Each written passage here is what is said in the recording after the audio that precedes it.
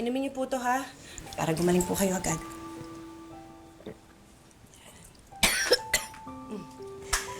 Iha na kasi ako sa'yo, anak eh. Mula nang iniwan tayo ng tatay mo ikaw na nagtaguyod sa pamilya natin. Hindi ba dapat akong gumagawa nun? Pasensya na ha, mahina yung katawan ko. Okay lang po yan. Ako naman ho yung panganay eh. Kaya kapag kailangan niyo ako, nandito lang ako. Oh, ano pa po kayo? Oh.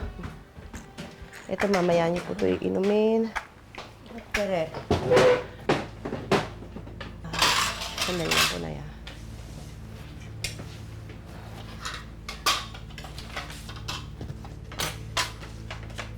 Ano yan? Bakit ang bababa niya?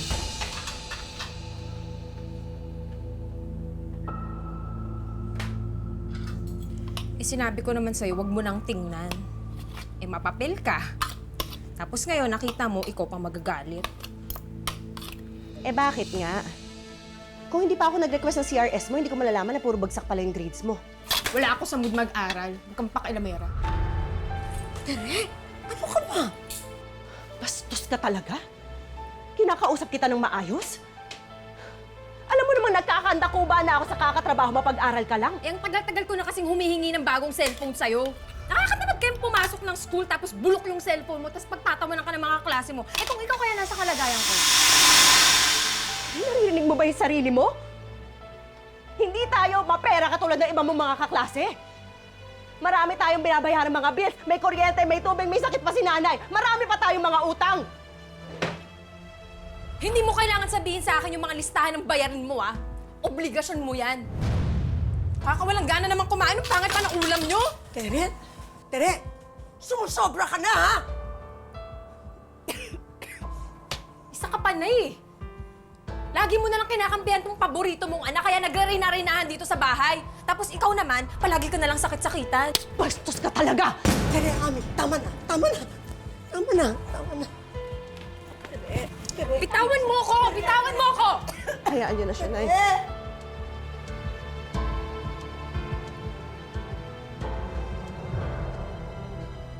Pasensyahan mo na yung kapatid mo, ha? Ay, pinipilit ko naman po siyang intindihin. Pero nakita niyo naman po yung ginawa.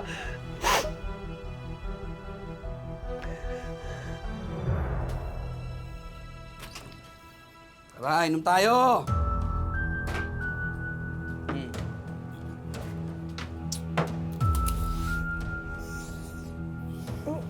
Paolo, sandali.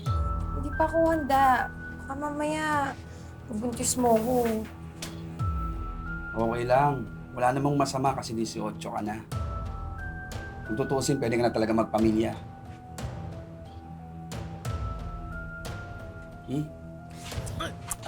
Ano ba? Sabi ko ayoko nga eh. Init naman ang ulo mo. Yung ate mo na naman ba? Wisit kasi siya. Hihingi lang ako ng cellphone. Ibibigay ko sa kanya yung gusto niyang grades kung ibibigay niya sa akin yung gusto ko.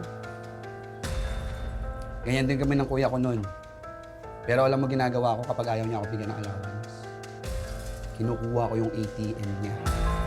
Hindi ka niya nanghuli? Mahuli.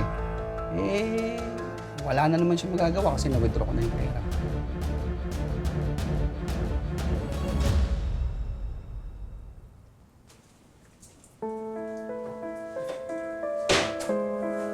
Ano ba yung hinahanap mo? Kanina ka pa aligaga sa paghahalungkat sa mga gamit natin. Nay, ba't bumangon na ho kayo? Okay na ho ba kayo? Ayos na ako. Magaling kayo yung nurse ko. Hindi ko ho makita yung ATM ko eh. Dito ko lang naman ho yung sa bag nilalagay. Nandyan lang yan. Ika, tulungan kita maghanap.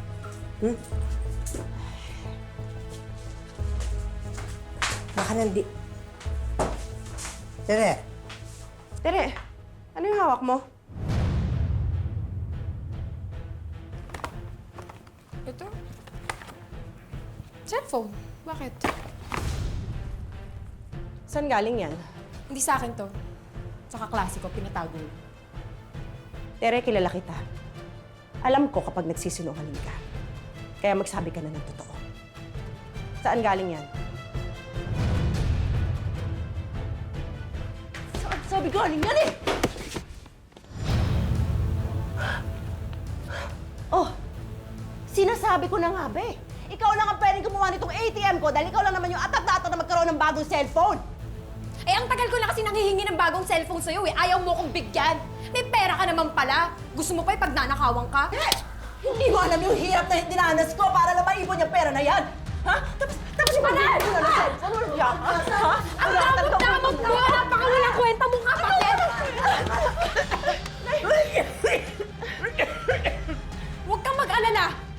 Ibabalik ko sa'yo yung mga binayad mo. Ibabalik ko sa'yo lahat ng binigay mo sa akin. Sa susunod, pera na isasampal ko sa'yo, sumbatera! O sige, gusto mo cellphone? Ha? O, ito. Yan, yung cellphone na yan, isaksak mo sa baga mo, yung iyon na! Isaksak mo sa baga mo, pero yan na ang huling makukuha mo sa akin, yan na ang huling ibibigay ko sa'yo! Dahil simula ngayon, wala ka nang aasahang tulong mula sa akin!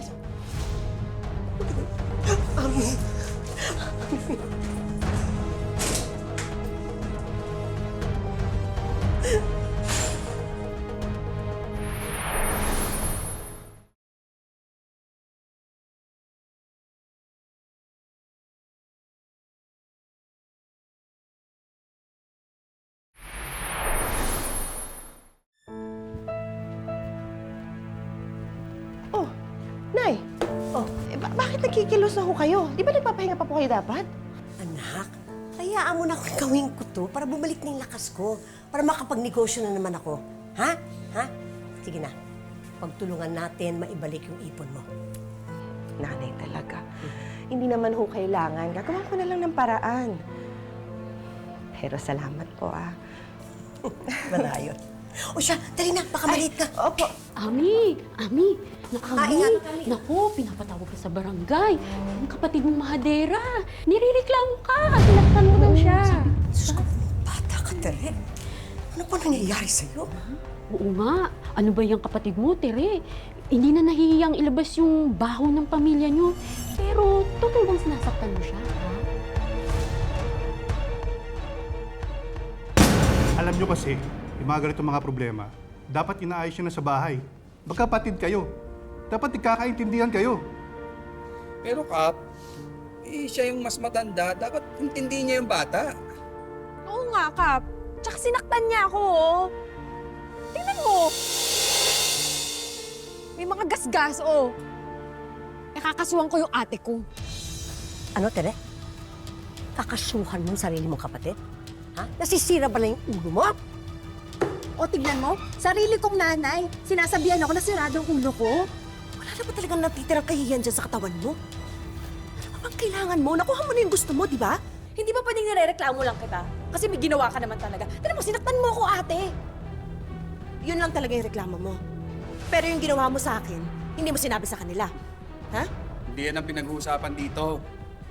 Mabuti pa, bayaran mo na lang ng danyo si Tere ng pera. Para matapos na at aalis na kami. Pwede ba, Paolo? Huwag kang makialam dito. Sigurado ako, ikaw lang ang nag-i-influensya dyan sa kapatid ko. Alam mo, kung noon pa lang, binigay mo na sa akin yung pambili ko ng cellphone, di mo na magkakaganito eh. Talagang pera, no? O sige, bakit kaya hindi mo na lang sabihin sa lahat yung totoong nangyari? Ha? Nakinuha mo yung pera ko para ipambili ng bago mong cellphone. Dahil hindi ka pa kontento na pinag-aaral kita, kaya ninakawan mo pa ako. Hindi ba dapat ikaw yung nirereklamo ko dito? Hoy! Huwag mo akong sinusumbatan na dahil obligasyon mo na pag-aralin ako at ibigay yung mga kailangan ko. Di ba? Ganun ba? Wow! E di ikaw na! Lahat na lang gusto mo nasa'yo! Lahat na kukuha mo nang hindi mo pinaghihirapan kaya abusado ka na! Wala ka na nga tinira kahit konti para sa akin eh! Kaya kahit yung konting kahihiyan ko, kinuha mo na rin! Kamadamot! Kung di kayo titigil at dito kayo magpapatayan, mabuti pa, ikukulong ko kayo sa barangay.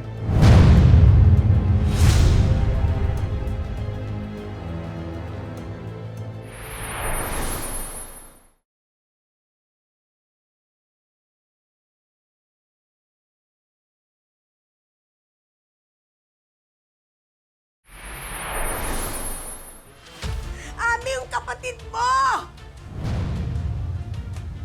Bakit na? Ano ho nangyari? Ano yung mga damit niya? Naglayas! Diyos mo, saan ano si Tere? Ano ba ginagawa niya sa sarili niya, oh? Totoo naglayas si Tere. Isa lang ho yung pwede niyang puntahan. Si Paolo. So, dito na muna tayo pansamantala. Bahay ito ng kuya ko.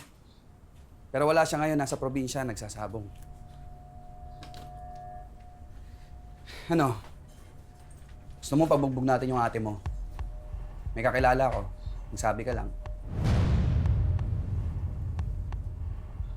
Ano naman? Sinaktan niya ako. Sasaktan ko rin siya.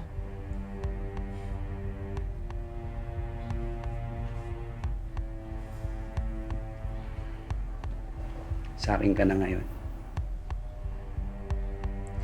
Tinakwil na rin naman ako ni nanay at ate. Kaya sige, magsama na tayo. Pangako ko sa'yo, gagawin kong langit ang buhay mo.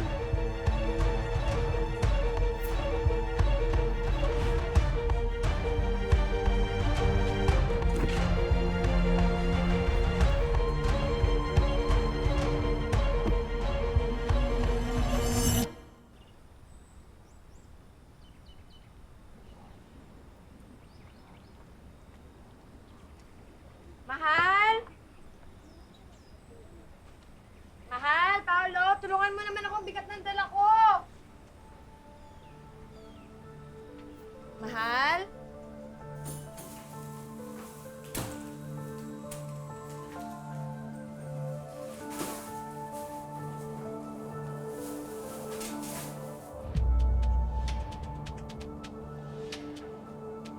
Sigurado ka ba hindi pa dadating yung jowa mo? Wala, tayo ng dalawa nandito. Oo. Ang pababoy niyo! Ang hikat ka, ha? Ha? Ang kapal ng mukha niyo. Nagdala ka pa talaga na... Bumalik ka dito! Ang hikat ka! Bumalik ka dito! Bumalik dito! Ay! Ano ba? Tawan mo ko, nasasaktan ako, Paolo! Talaga masasaktan ka kung di ka titigan! Nagkamali ako na pinatulang kita! Ako nagkamali sa'yo! Paolo! Bitawan mo ako! Tayo! Tayo!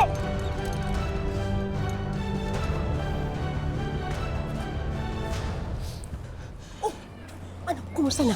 Ha? Ano nangyari? Pinuntahan mo ba yung bahay ng lalaking yon? Nandun ba yung kapatid mo? Wala po sila doon, Nay. Pasensya na po, Nay, dahil sa akin umalis si Tere. Hindi. Hindi mo kasalanan. Kasalanan ng lalaking yon. Kinuha niya yung kapatid mo sa atin. Kaya mas lalong hindi tayo titigil sa paghahanap sa kanya. Hindi ako papayag na sumama siya sa walang kwentang lalaking yon. Saan ho natin siya hanapin? Aling Milagros, Ami, may nakapagsabi sa akin kung nasaan si Tere. Talaga ho, Mang Conrad? Nasaan ho siya? Tignan ko lang galing mo. Ha? Tatakas ka pa, ha? Sinabi ng sakin ka lang! Parang awa mo na, Paolo.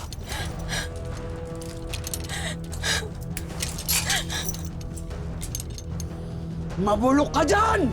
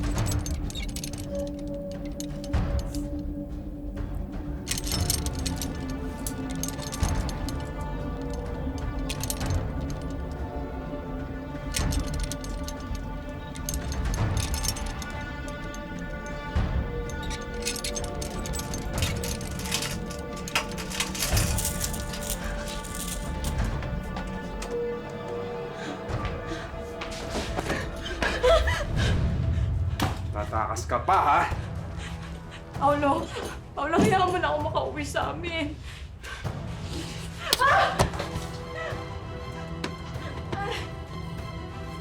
Dito ka na lang dahil wala ka ng pamilyang babalikan. Pinili mo na ako, di ba? Yun yung pagkakamali ko! Pinagpalit ko yung pamilya ko sa demonyo! Ha? Demonyo pala, ha? Ha?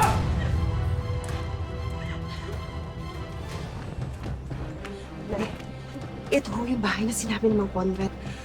Pero iba ho yung kutob ko eh. Tumawag na lang kung kayo ng pulis. Ako nang bahala dito. Sige, sige.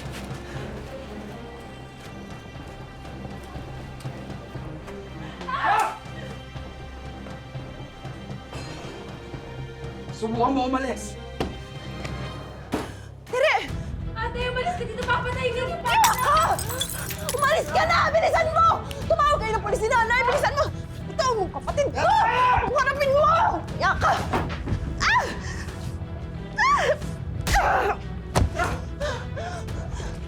Ah!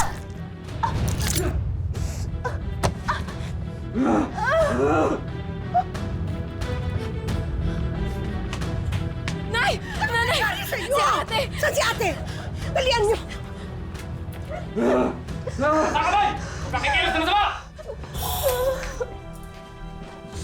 Ate! Ako! Walang niya ka talaga! Walang niya ka! Ate! Sorry, ate. Kasalanan ko ito, ate. Sorry. Sumapa ka dito si Mama. Ate!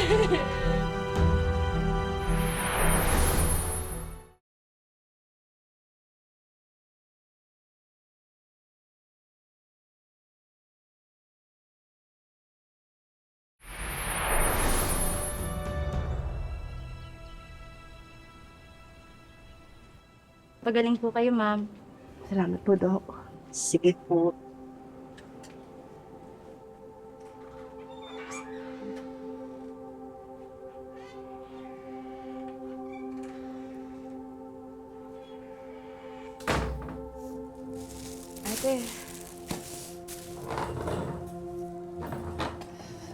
Ate, dinalang kita ng paborito mong ulam. Sinigang. Ako nagluto nito. Siyempre, gusto ko lang sanang bumawi sa'yo.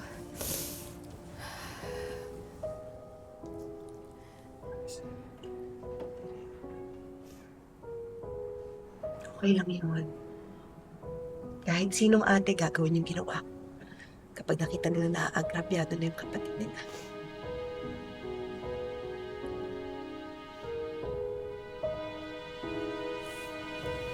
Ate, sorry sa mga naging kasalanan ko. Pero sa kabila nun, niligtas mo pa rin ako. Minahal mo pa rin ako.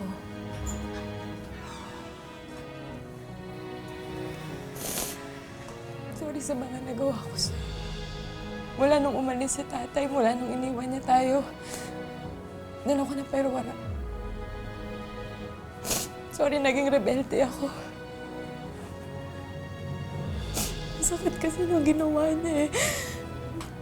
Pero akala ko sa ginagawa ko, makakalimutan ko yung sakit. Di ko alam na mas nasasaktan ko pala kayo ni nanay.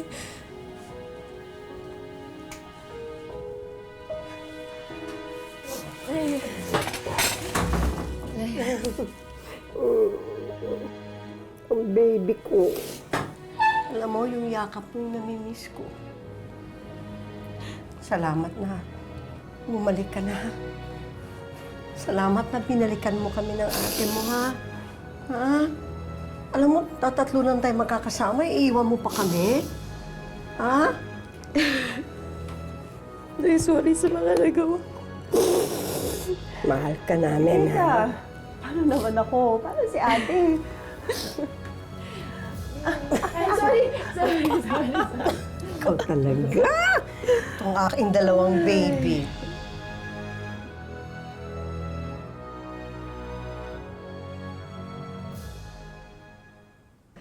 Galing man sa iisang sinapupunan, normal lang sa magkakapatid ang paminsang-minsang away at inggitan.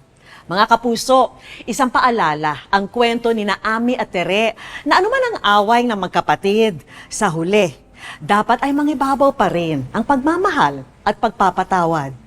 Lagi nating isa puso na anuman ang mangyari, anuman ang nagawang pagkakamali, sa huli, sa pamilya pa rin tayo uuwi. Magkakaiba man ang paniniwala at kapalaran sa buhay. Sa bandang huli, magkakapatid pa rin ang magtutulungan kahit magkaroon man ng hindi pagkakaunawaan. Yan daw ang kinagisna ni Myrna. Subalit ang nakababata niyang kapatid na si Lourdes ay tila may ibang paniniwala sa buhay. Yun po, siyempre po, nalulungkot ako dahil yung kapatid ko ganyan. Yung tiwala ko sa kanya, yung ginagawa ko sa kanya, lahat. Parang ang sakit ng ganun na parang niloko ng sarili mong kapatid. Sa kabila ng pakikipaglaban ni Myrna sa sakit na breast cancer, ay nagawa pa rin niyang tulungan ng kapatid na si Lourdes. Kahit wala po siya, ako po yung sumasando sa kanya sa lahat ng mga kailangan niya, nangingihingi siya sa akin. Hindi ko na po inaano yun, sinisingil siya. Si kapatid ko po siya kasi wala naman siya ibang malalapitan, kundi ako, kami dalawa lang ang magka-close talaga. Dahil sa pinansyal na pangangailangan para sa kanyang pagpapagamot, ay minsan si Myrna na ang nagpakasakali ng swerte niya sa pagtaya sa loto. Ipinagkatiwala niya kay Lourdes ang pagtaya. Subalit noong malaman ni Myrna na nanalo ang kanyang taya, nadismaya siya dahil kulang na ang premyong ibinigay ni Lourdes sa kanya. Respect ko po, 8,000 yung tama ko. Ngayon, nung dumating po ako, kukunin ko yung tama ko sa kanya. Hindi ate, 20 lang yung nalagay ko.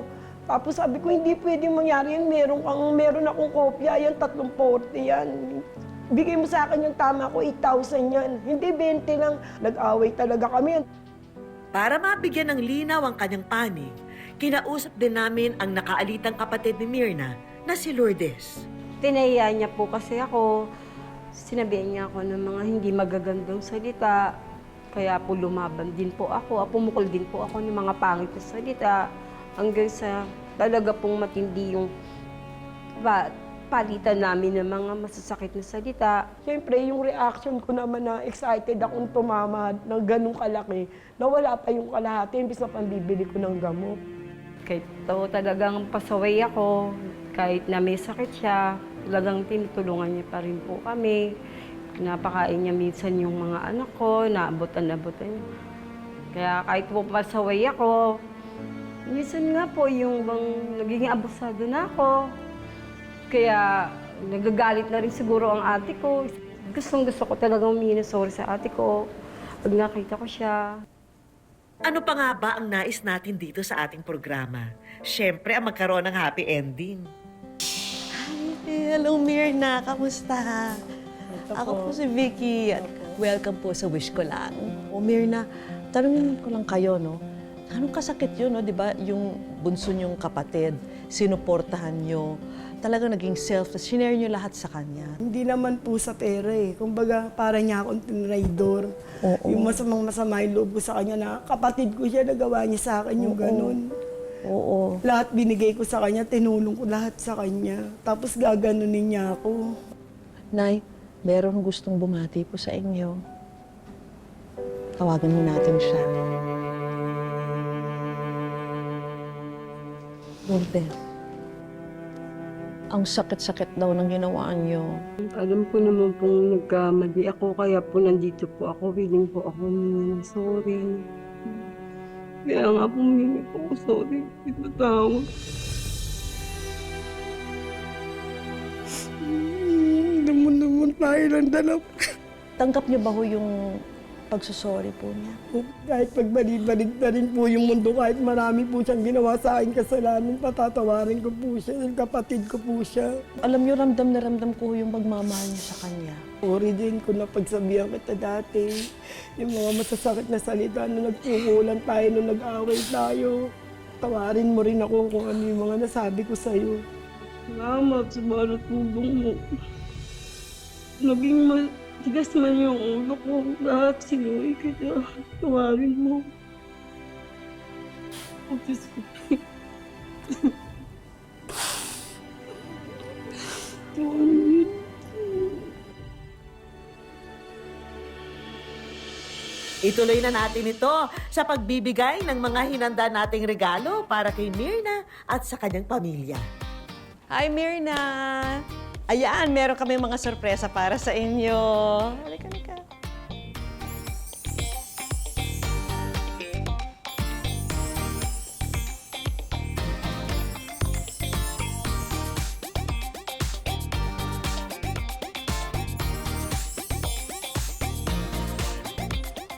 Meron tayong mga assorted plasticware products na pwede nyo rin ibenta. Pwede nyo rin gamitin dito sa magiging negosyo nyo. Meron din tayong coffee items.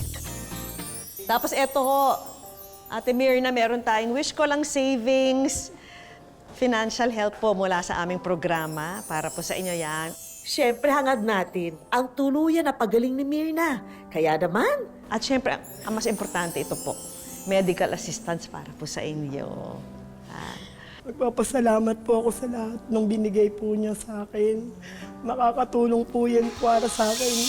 Mga kapuso, lagi po nating tatandaan, hanggang hindi tayo napapagod, humiling at maniwala, hindi tayo mapapagod lumaban sa buhay.